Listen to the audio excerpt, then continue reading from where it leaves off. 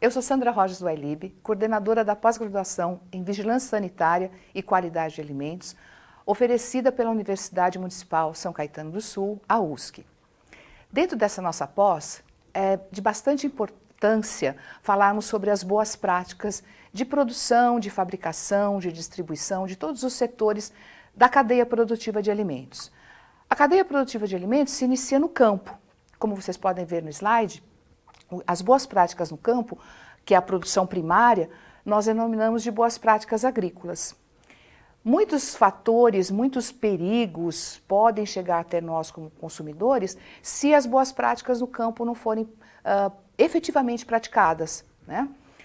O que a gente pode lembrar assim, de imediato? Uma contaminação química pelo uso inadequado de um agroquímico, ou como chamávamos anteriormente, né, de um agrotóxico, ou por ser um produto inadequado para aquele alimento, ou porque a quantidade foi exacerbada, né? Foi acima do que deveria ser preconizado.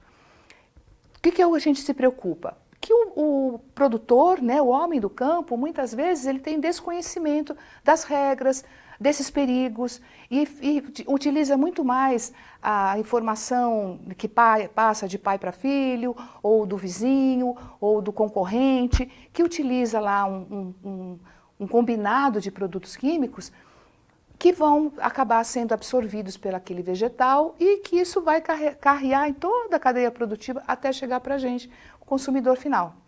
Então, as boas práticas agrícolas, além da contaminação química, que é a nossa grande preocupação, tem que ser também cuidada no que diz respeito a como produzir, a como colher, a como armazenar.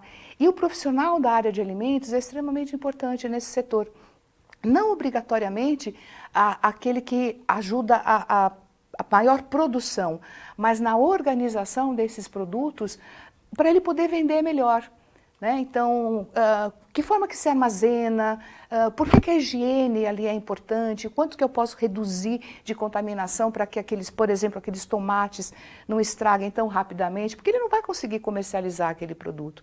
Então, as boas práticas no campo são extremamente importantes porque perigos ali introduzidos, muitas vezes eles vão até o final da cadeia sem serem eliminados, como é o caso de contaminação química. Não há nenhum mecanismo para nós retirarmos um excesso de produto químico utilizado no plantio.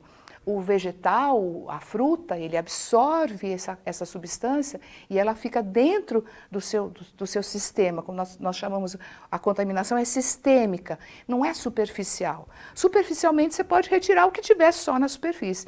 Então nós acabamos consumindo muito produto químico em função dessas boas práticas não efetivamente praticadas. Ao mesmo tempo, a gente tem toda uma campanha de produtos orgânicos. O produto orgânico não quer dizer que ele só no seu plantio ou no seu armazenamento não foi utilizado um produto químico. O produto orgânico, ele tem, para ser considerado orgânico, ele tem que ter sido plantado num solo também livre de contaminação química. Então, na verdade, a contaminação química não deve ser a grande vilã. O grande problema que a gente tem é no uso inadequado desse agroquímico. Né? Existem agroquímicos que podem ser utilizados, por exemplo, no plantio de folhosos, os alfaces que a gente gosta tanto de consumir diariamente. Eu posso utilizar, mas ele tem que ser adequado para a folha, ele tem que ser colocado a quantidade que o fabricante, né, que a indústria química recomenda, e tem que ser respeitado o que nós chamamos de tempo de carência, que é o maior problema que nós temos com o nosso agricultor.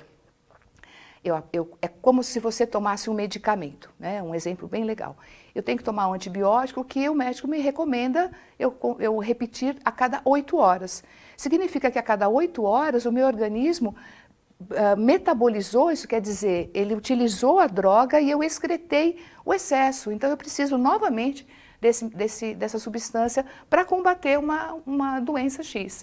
No caso do campo é a mesma coisa, eu coloquei lá um agroquímico para proteger aquele vegetal de pragas, para que as pragas não se sintam atraídas pelo aquele vegetal.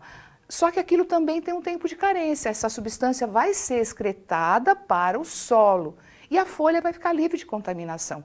Mas depende diretamente do que eu estou usando de como eu estou usando, isso quer dizer quantidade, e se eu vou respeitar aquele tempo de carência. Então, comercialmente, se o alimento atinge um tamanho onde o custo já está interessante, então vamos pensar no tomate.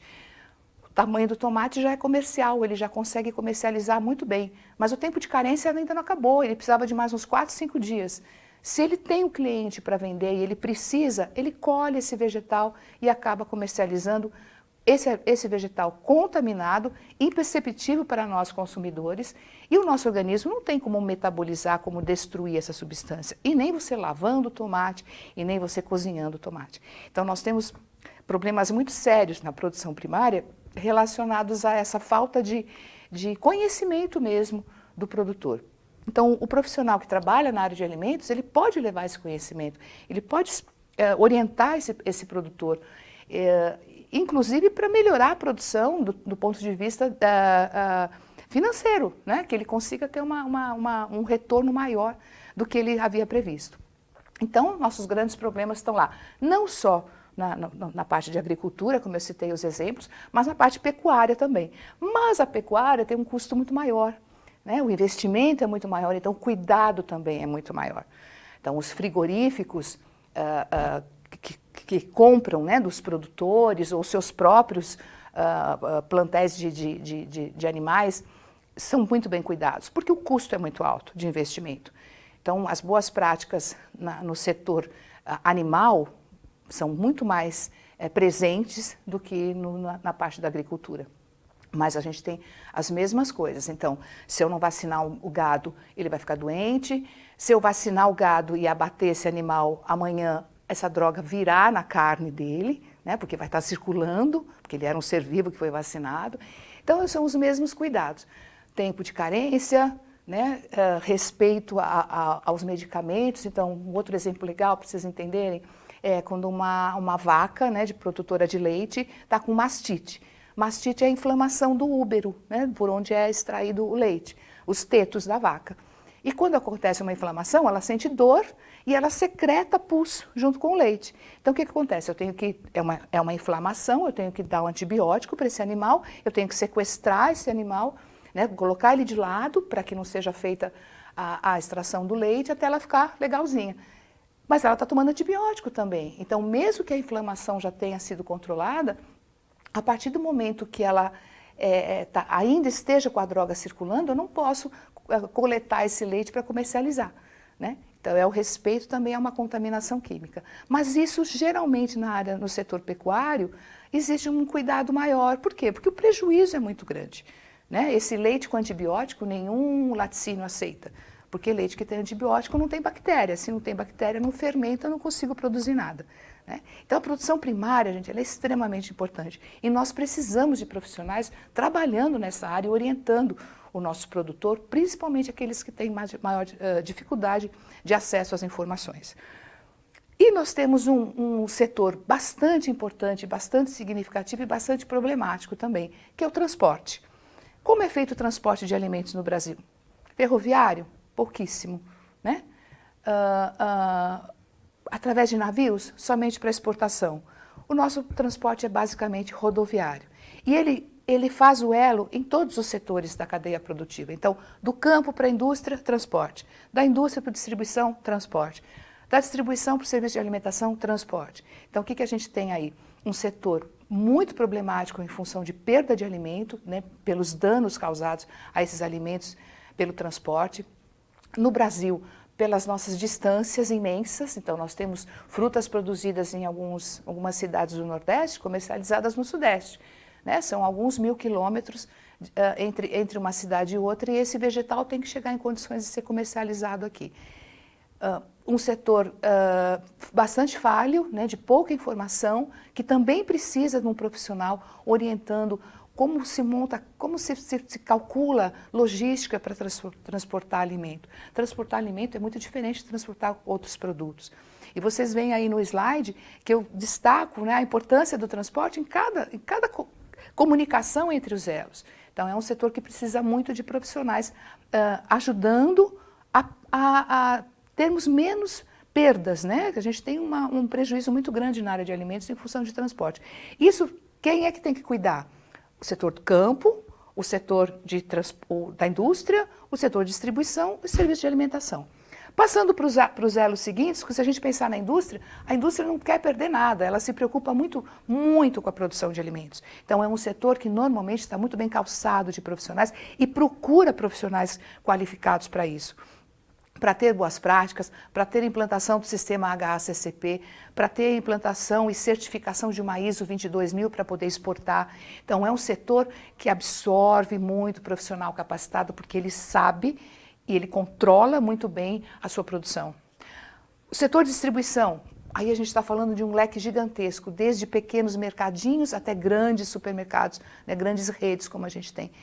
E onde também existe uma perda, uma quebra gigantesca, principalmente no setor de frutas, legumes e verduras, né, que nós chamamos de FLV, que é também um setor que precisa muito do profissional que ajude a comprar melhor, armazenar melhor, distribuir para o consumidor final também de uma forma correta, usando equipamentos corretos, em temperaturas adequadas, para que isso chegue até o serviço de alimentação. E aí nós estamos falando desde as cozinhas industriais até um restaurante pequenininho, né, que sirva lá 50 refeições, marmitex, é o ganha-pão de muita gente hoje. O serviço de alimentação precisa muito da orientação de profissionais. Então, as boas práticas, pessoal, elas cabem em todos os setores. Elas têm perfis e necessidades diferentes de acordo com o elo da cadeia produtiva. Mas é extremamente importante, e é por isso que eu trago essa discussão, vocês enxergarem como o profissional que atua na área de alimentos, ou que tem vontade de atuar na área de alimentos, tem seu papel, né, tem um papel a ser desempenhado aí na ajuda, na implantação dessas boas práticas em todos os setores.